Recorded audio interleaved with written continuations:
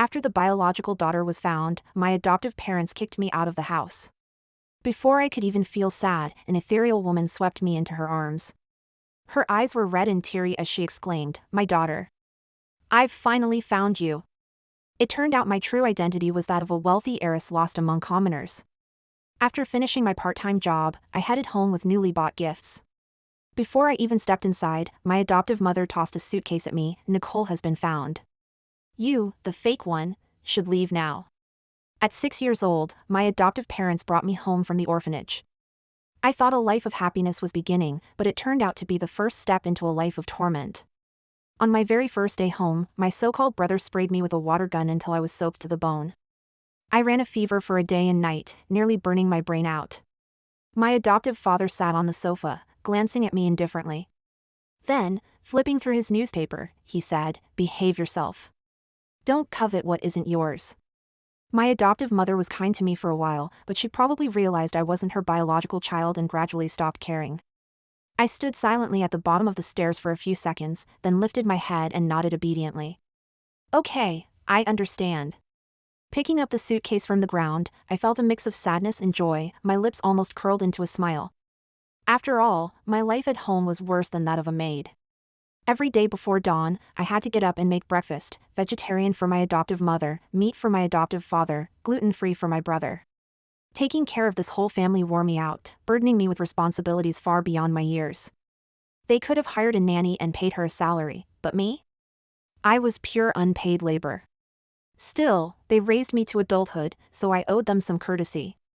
So I said, "Mom and Dad, thank you for taking care of me all these years. When you're old, I'll take care of you."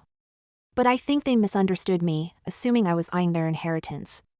My adoptive father snorted coldly, flashing an "I knew it" look, then tossed a piece of paper at me with authority. I caught it, a declaration of severed ties. This meant I'd have no connection to them anymore, nor any obligation to support them. Perhaps, deep down, they did harbor a tiny shred of affection for me. I swiftly signed my name, pressed my fingerprint, and even managed to squeeze out 2 fake tears. "Mom, Dad, brother, I'm leaving. Here are the gifts I brought for you, consider them parting gifts." I handed over the prepared presents, turning my back so I wouldn't have to look at them. A gasp echoed from the steps. "LV. Harper, where did you get the money to buy luxury goods?" The voice belonged to Nicole, the biological daughter my adoptive parents had just reclaimed. After all this time, I looked at her for the first time: pale, delicate features, a face like a palm, and a thick aura of mean girl vibes wafting on the breeze. I put on a look of hurt. "Of course I earned it myself. But it's so expensive, Harper." "You didn't buy," though she didn't finish. We both knew the unspoken words: fake goods. I fell into deep thought.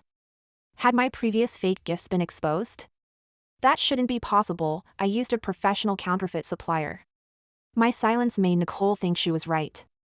My foster mom immediately erupted. "Harper, I never knew you were so vain. Take your junk and get out of here." I stuffed the gift into my bag, silently sighing inside. Though my previous gifts were fake, this one was real. An hour later, I stood on the street with my suitcase, utterly lost. In this vast city, there was nowhere for me to go. With the LV box tucked under my arm, I took a step forward. Before my foot even touched the ground, a luxury sedan pulled up in front of me. Though I didn't recognize the make, its opulent exterior suggested it wasn't cheap. I pulled my foot back and silently took 2 steps backward.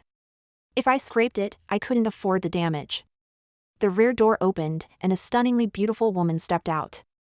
Our eyes locked for a few seconds. Just as I was about to turn away, she suddenly lunged toward me. Without a word, she pulled me into her arms. "My daughter! Mom finally found you." I froze in shock. She held me tightly, weeping for a long while before finally letting go. My mind was spinning, utterly confused. She grabbed my hand, ready to pull me back into the car. I scrambled to regain my senses. Ma'am, are you sure you haven't mistaken me for someone else?" She gently stroked my head, her face soft with tenderness. "There's no mistake. You are my daughter. Don't you have a red heart-shaped birthmark on your butt?" I stared at her in horror. No way, she knew something that intimate? As if reading my thoughts, she explained, "The age, the birthmark, it all matches. There's no mistake." As she spoke, Her eyes reddened again. I couldn't bear to see a beautiful woman cry, so I immediately clasped her hand. Don't cry. I won't cry. Let's go home first. I'll explain everything to you when we get back. By the way, your name is Harper now, right? She asked me. I nodded. As if possessed, I followed her into the car. The air conditioning blasted cold air inside the car, gradually clearing my head. Then regret and fear washed over me. Why did I get in? What if she's a con artist? A young girl like me, the more I thought about it, the more terrified I became, feeling pitifully small and helpless. Thankfully, throughout the entire ride, this beautiful woman only silently shed tears and didn't do anything to me. When we arrived at our destination, I had barely stepped out of the car when I was pulled back into a warm embrace that carried a faint, pleasant scent. Little sister, you're finally back. I mumbled a vague hum, thinking to myself, why does everyone in this family love to ambush me like this? Hard-won freedom finally felt within reach, but the sprawling estate before me nearly blinded me. Only after sitting down inside did reality begin to sink in. After hesitating for a long while, I timidly spoke up, Auntie. Harper, I'm your mother. Staring at the flawless face before me, one that looked no older than 30, I simply couldn't bring myself to call her mom. Moments later, she handed me a document folder, gesturing for me to open it. Inside was a paternity test result confirming I was indeed her daughter. Science made me believe. She explained I'd been lost at age 1. They'd spent 16 long years searching until they finally found me. Her voice broke as she spoke, tears welling up again. My own throat tightened, and I nearly cried too. I had always believed myself to be an orphan with no parents. But it turned out I did have loving parents who cherished me deeply. Mom, Harper's back. That's good news. The voice belonged to the young man who had nearly hugged me to suffocation at the door, my second brother. As for my eldest brother, according to Mom's description, he was a genius doctor devoted to medicine. Of course, whether he truly was a genius was something I found debatable. Sniffling, I tentatively asked, Mom, where's Dad? Wiping her tears, Mom replied softly, he's on a business trip abroad. He'll be back soon. No sooner had she spoken than a roar echoed outside. Look! Your dad's back. I looked out the window to see a private jet slowly landing. I was stunned. Is this real? The moment I saw my father, I recognized him, the renowned richest man in the country. It would be strange not to. To avoid being caught off guard by a sudden hug, I rushed forward first, Dad. He responded with a choked ah, his voice slightly hoarse. Blood ties are a strange thing. After 10 years with the Lins, I never felt close to my adoptive parents. Yet meeting my biological parents and brother for the first time made me instinctively want to draw near. That evening, my eldest brother arrived, dusty and weary from his journey. I planned to strike first, just like I had that afternoon. But I must admit, a medical student's reflexes are lightning fast. Before I could make my move, I found myself swept into another unfamiliar embrace. This time, I managed to turn the tables. With a satisfied pat on my brother's shoulder, I said, Big brother, it's been a long time. He froze for a moment, then his eyes reddened. Harper, it's all my fault. If I'd watched over you properly back then, you wouldn't have had to suffer so much out there. I wanted to say it wasn't really hardship, the director at the orphanage treated me well. Later, when the Lin family adopted me, I had to work, but I had food, shelter, and an education. It wasn't hardship at all. But he seemed convinced I'd suffered greatly.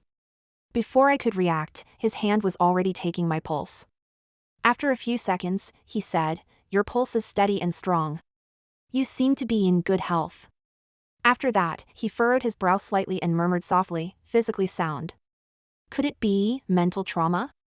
I fell silent. Brother, please look at me. Does this look like someone with mental issues? The next day, my parents announced they'd host a banquet to publicly declare my identity. They sought my opinion, and after some thought, I declined.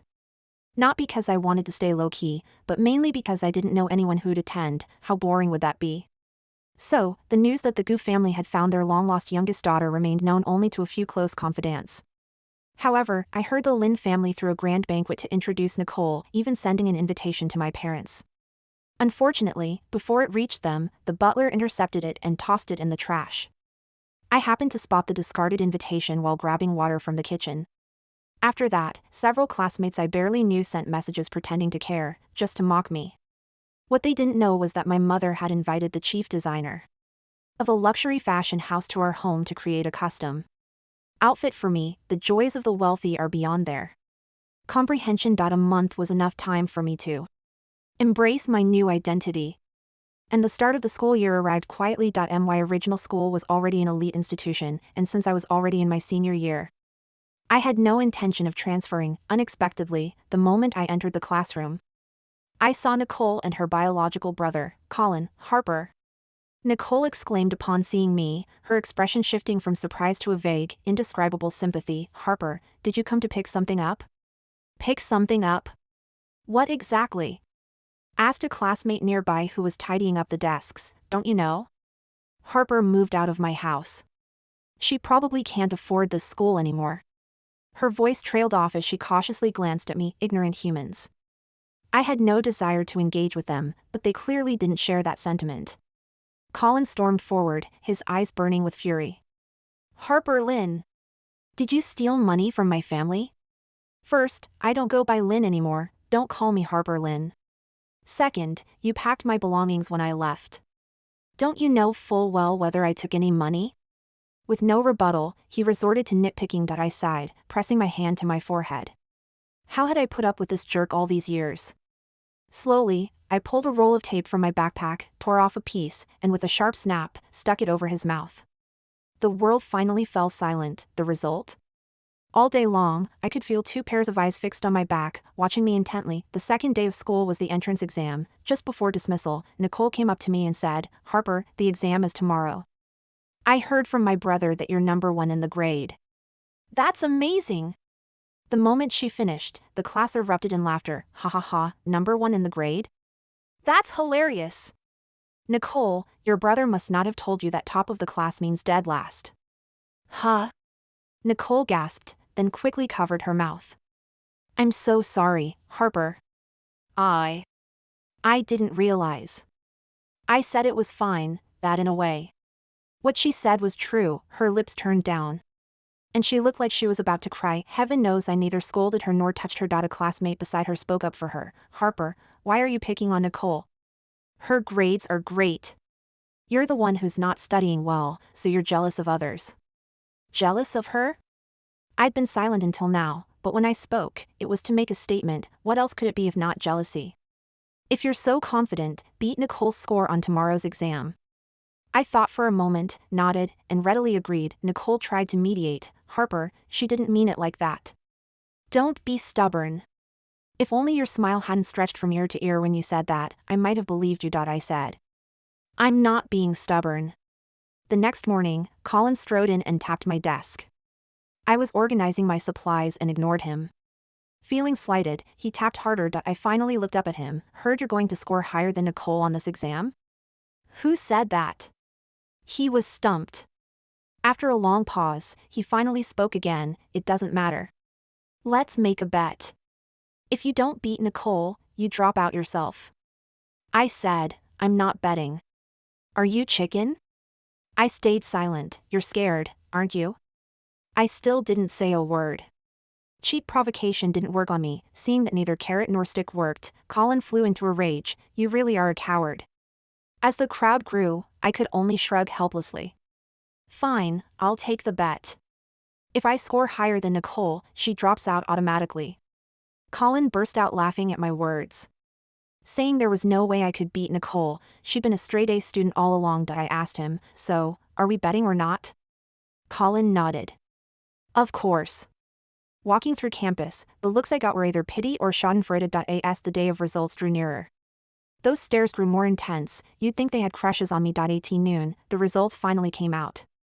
I sat at my desk yawning, playing video games with my second brother late into the night had left me nearly unable to wake up this morning. My unflinching composure automatically translated into guilt. In the eyes of Colin and Nicole, Nicole approached me, her face radiating obvious concern. Harper, it's just a bet. I won't hold it against you.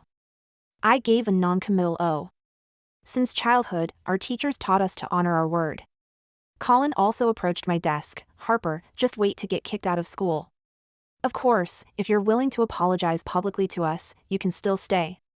He looked like a proper gentleman, but his cerebellum was underdeveloped. Looks like the Lin family is headed for bankruptcy sooner or later. Harper, it's okay if you didn't do well on the exam. As long as you're making progress, that's what matters. If there's anything you don't understand, feel free to ask me anytime. Nicole was speaking when someone burst into the classroom from outside. Colin. Harper actually got first place in the grade. For real? No way. Nicole screamed, realizing she'd overreacted. She immediately whispered, "Did you see wrong?" I stood up, patted Nicole's shoulder, and said sincerely, "It's okay if you didn't do as well as me. As long as you're improving, that's what matters.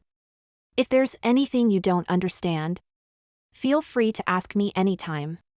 Not only did she reject my kindness, she glared at me, covered her face, and ran out. I thought to myself. I didn't even say anything wrong. A few days later, during math class, the dean stormed in. "Harper, come out."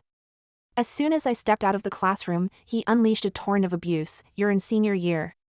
If you won't study, fine, but don't waste your time on shady schemes. If you're so bold, go ahead and cheat on your college entrance exams too."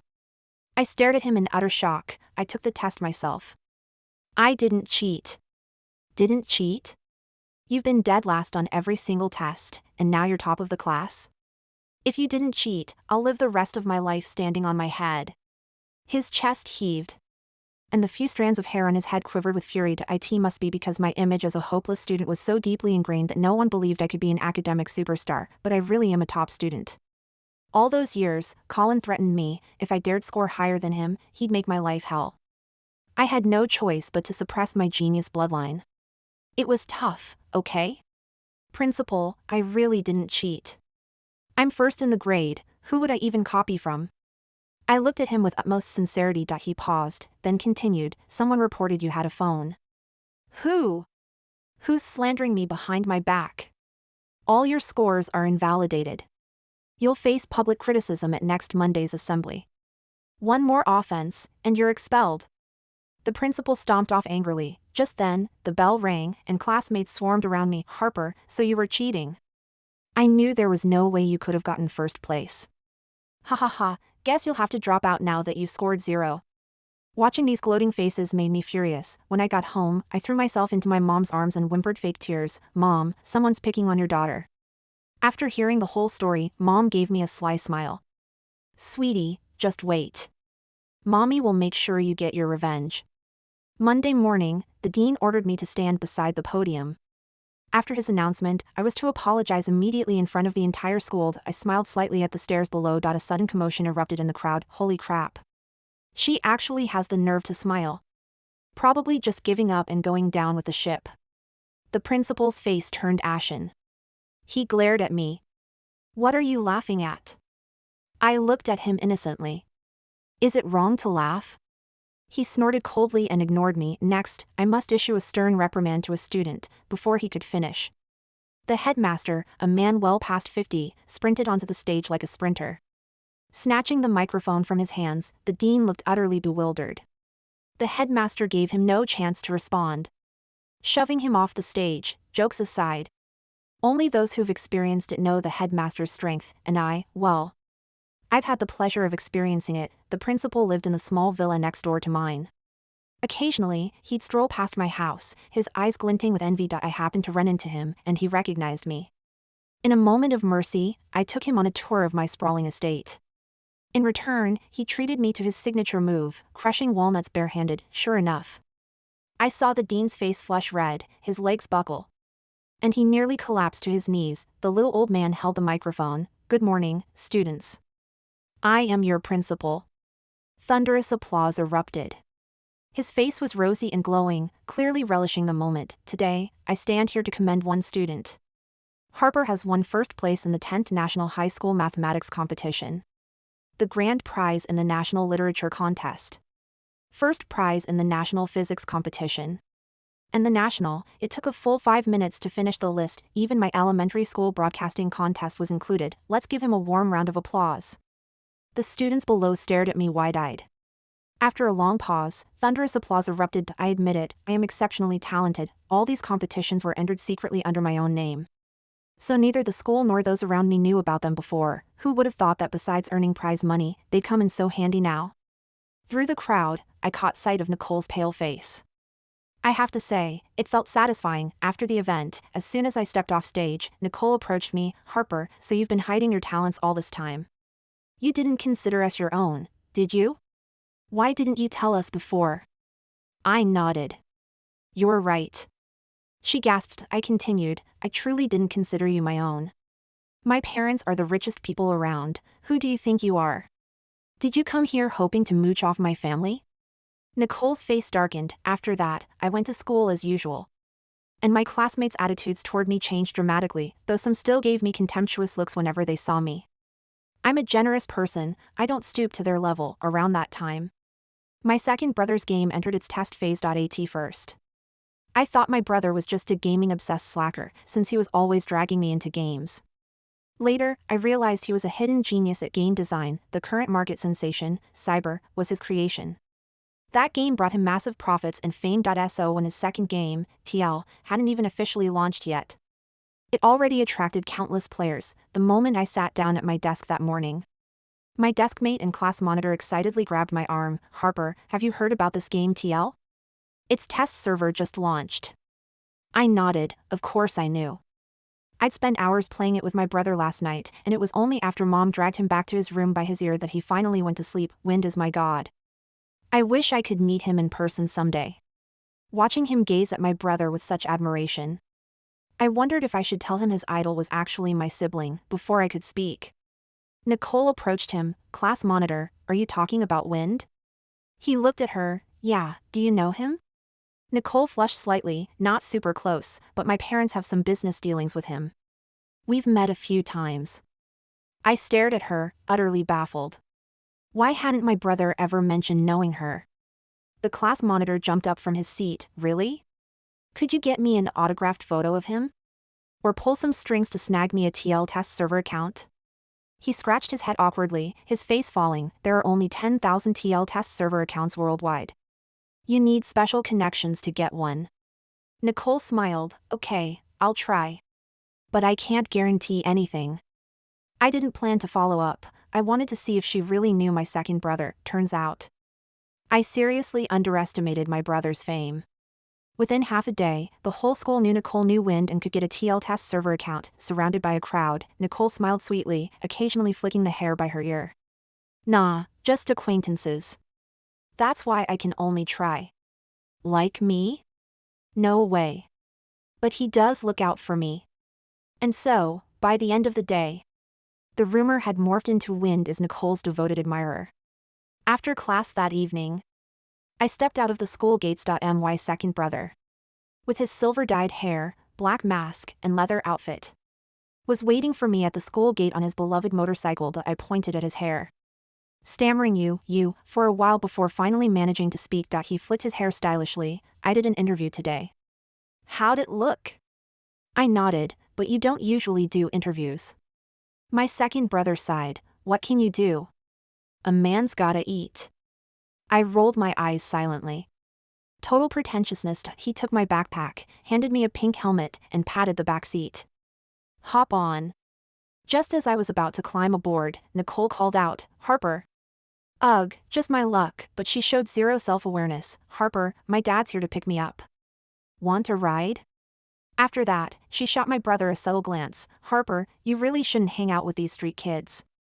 If you're having trouble, you can tell me. I'll get my parents to help you." My brother started to speak, but I tapped his hand to signal him to stay quiet. Then I pointed at him and asked, "Nicole, you don't know him?" She frowned. "Of course I don't know him." I stifled a laugh and yanked off my brother's mask. "You really don't?" A flicker of astonishment crossed Nicole's eyes before vanishing. She glared at me accusingly. "Harper, what do you mean by that? Am I supposed to know some lowlife like him?" "Of course not." I deftly swung myself onto my bike, waving cheerfully at her as I rode off. "See ya." Over the next few days, Nicole continued to clumsily weave her lies. And Colin didn't call her out. He was probably enjoying the adulation too, but after several days passed and Nicole still couldn't produce anything, doubts began to surface. So she had to change her story. claiming that Brother Wind valued fairness and justice above all. So he couldn't give anyone special treatment. He kept a low profile, so naturally, he didn't have any signed photos or anything like that. My class monitor and desk partner slumped over his desk, sighing and sighing, with no appetite for food or drink. I couldn't bear to watch any longer. After school, I told my second brother about it. With a wave of his hand, he granted me 10 internal accounts. Each account could guarantee 10 people online simultaneously, early the next morning. I handed these accounts to the class monitor. The class monitor stared at me in shock, wailing, "Harper, you're my god." I thought to myself, you sure have a lot of gods. After calming down, he asked where I got these accounts. I said. My second brother gave them to me. He suddenly understood. Then whispered mysteriously in my ear, "Don't worry, Harper. I won't rat out your brother." I nodded, though I didn't quite grasp what he meant. I figured it couldn't be anything serious. Little did I know, over a week later, the police showed up at my door. I was taken to the station for no apparent reason. Charged with theft. Turns out a junior manager at my brother's company somehow found out about the game accounts.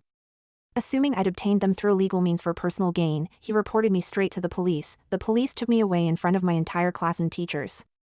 Before leaving, I caught Nicole in the back row smirking triumphantly. "I never provoked you.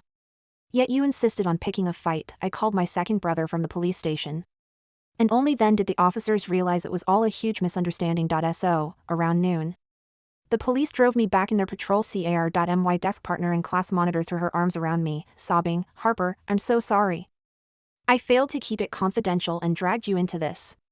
From her fragmented words, I pieced together the truth. Turns out, the class monitor had initially assumed I'd obtained those accounts through improper means.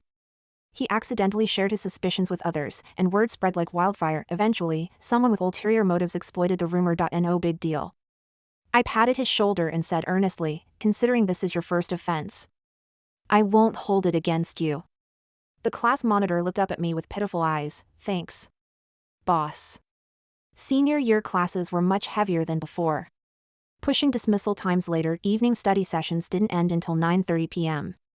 My parents worried about me walking home alone at night.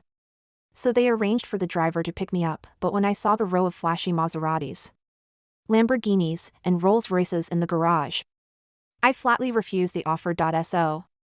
My second brother, who had nothing better to do, took on the role of chauffeur, day in and day out, rain or shine. He dutifully rode his little scooter to the school gate to pick me up and drop me off. It wasn't a big deal at first. But as time went on, the gossip started flying. I had nothing to fear since I was innocent.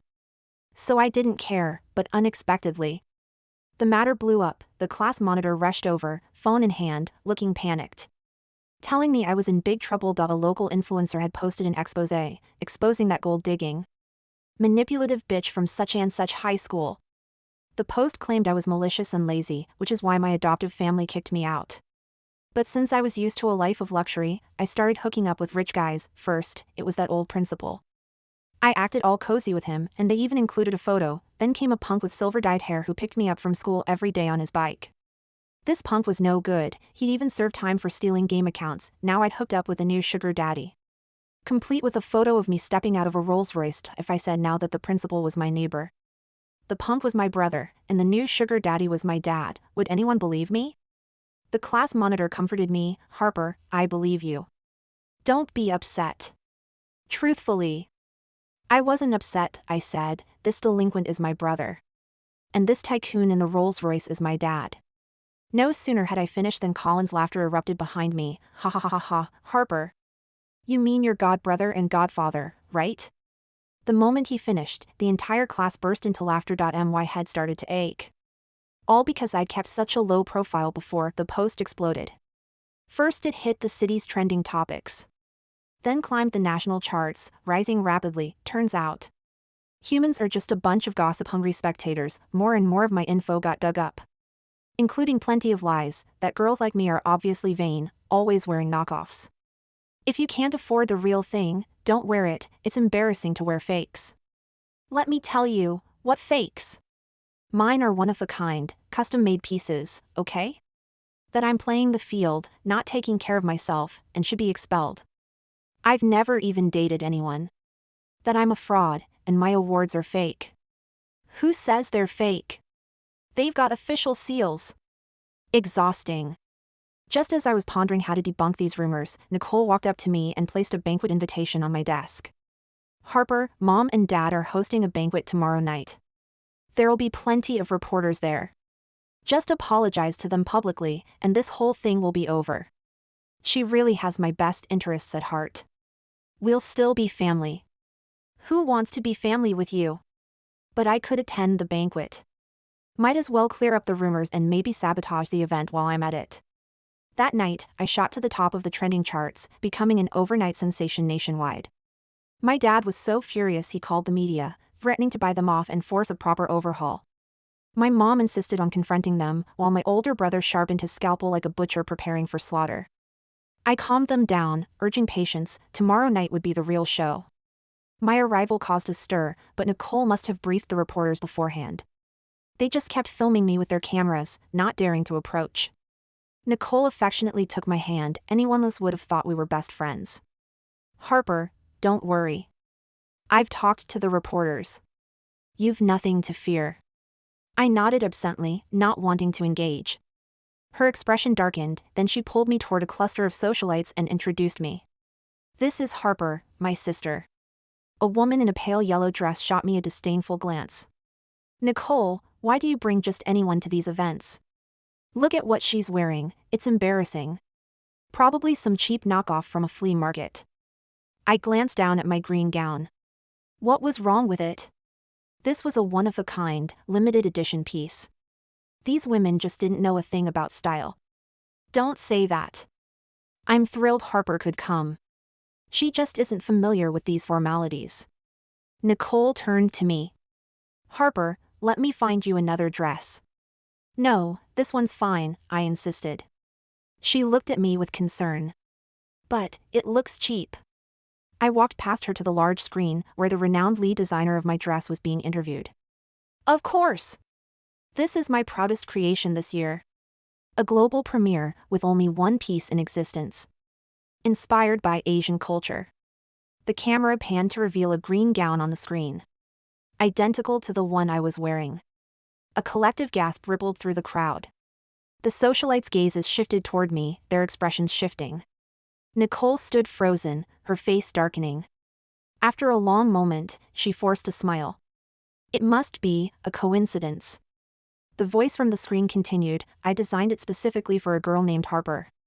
Nicole's face turned ashen. I nearly floated with joy. She quickly regained her composure, pretending nothing had happened. Harper, didn't you say you'd be bringing friends? Why are you here alone? I craned my neck toward the entrance. A Rolls-Royce pulled into the venue. I lifted my skirt and dashed toward the door. She's here! She's here! The moment I stepped out, reporters swarmed me. Miss Harper, would you mind answering a few questions? I tried to push through the crowd, but it was too dense, so I nodded instead. We're broadcasting live. Regarding your recent scandals, can you clarify anything? Given your young age, do your parents know about your reckless behavior? Are you really juggling 3 relationships at once? Online rumors claim you're a gold digger and extremely vain. What's your response to that? The barrage of questions made my head spin. Just then, the car pulled up. My father, holding my mother's hand, stepped out with my 2 older brothers. The moment they descended, they captured everyone's attention. Oh my God, it's the Gu family! Don't they never attend these events? The Lin family is about to hit the jackpot. I looked over at my adoptive parents. They froze for a moment, then their excitement became palpable as they hurried forward. Mr. Gu, Mrs. Gu. Your presence here is the greatest honor of my life. My adoptive father bowed deeply, his face plastered with a fawning smile, his outstretched hand trembling slightly. My adoptive mother stood beside him, trembling with nervous reverence. My father didn't spare them a single glance. His gaze swept across the venue until it landed on me, and then he walked over. Nicole stood slightly ahead and to my side. I could see every movement she made, even the expression on her face. Her hands clutched her skirt tightly. As my father drew nearer, her grip tightened further, the veins on her face becoming distinctly visible. He stopped directly in front of her. Nicole lifted her head, her face lighting up with joy as she called out, Gu. Gu. Before she could finish, my father waved at me and offered a gentle smile. Harper, come here. Nicole turned to me in disbelief. I chuckled. Forgot to introduce you, this is my dad. Her face strained instantly, her whole body swaying as if about to collapse. Reporters surged forward again, shoving her aside as our family was surrounded. I introduced us casually, the principal is actually my neighbor. The delinquent you're talking about is my second brother, Dean. Oh, and he's the famous Wind, he gave me that account, not some stolen one. The Rolls-Royce? That's obviously my dad. This is my mom, Marianne. She used to be a renowned designer. Most of my clothes are custom made by her, one-of-a-kind pieces. This poker-faced guy is my eldest brother, Fred. He's a doctor. With each word I spoke, gasps rippled through the crowd. By the time I finished, an eerie silence hung over the venue. After what felt like an eternity, a reporter tentatively raised his microphone.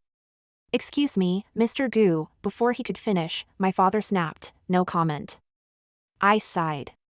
Dad, you don't have to be so harsh. He immediately softened his gaze at me. All right, sweetheart.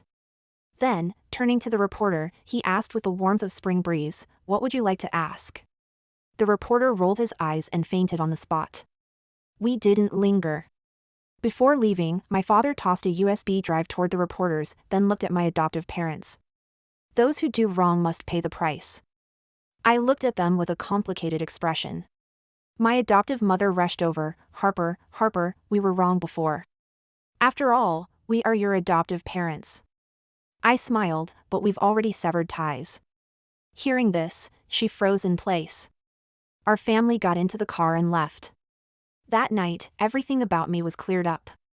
The trending topics shifted instantly. I envy her having to say it only once. Harper must have saved the galaxy in a past life, the runaway heiress of a wealthy family, Dean Wind, genius Dr. Fred, the clown. As for that USB drive, it contained evidence of Nicole orchestrating everything. From the very beginning to the very end, piece by piece, detail by detail. I couldn't understand why she targeted me, so I went to see her. She cried, begging my forgiveness, saying she was just jealous that I'd lived as the wealthy heiress in her place for so many years. I told her I wouldn't forgive her. Being adopted by the Lin family, from start to finish, I'd been the passive recipient. Yet in the end, she tried to pin the blame on me. I told her how I'd endured over 3,000 days and nights, the price I'd paid to survive. Finally, I told her, people must pay for their mistakes. I wouldn't call the police, but these stains would be recorded in her file, haunting her for life. As for the Lin family, they raised me, that is a debt of gratitude I will not repay with ingratitude. But over those thousands of days and nights, I have already repaid their kindness. From now on, our paths will never cross again. I am grateful that in the depths of despair, I never lost hope, that in times of ease, I never abandoned my true self. Even if I am not the Gu family's daughter, I firmly believe I will live well.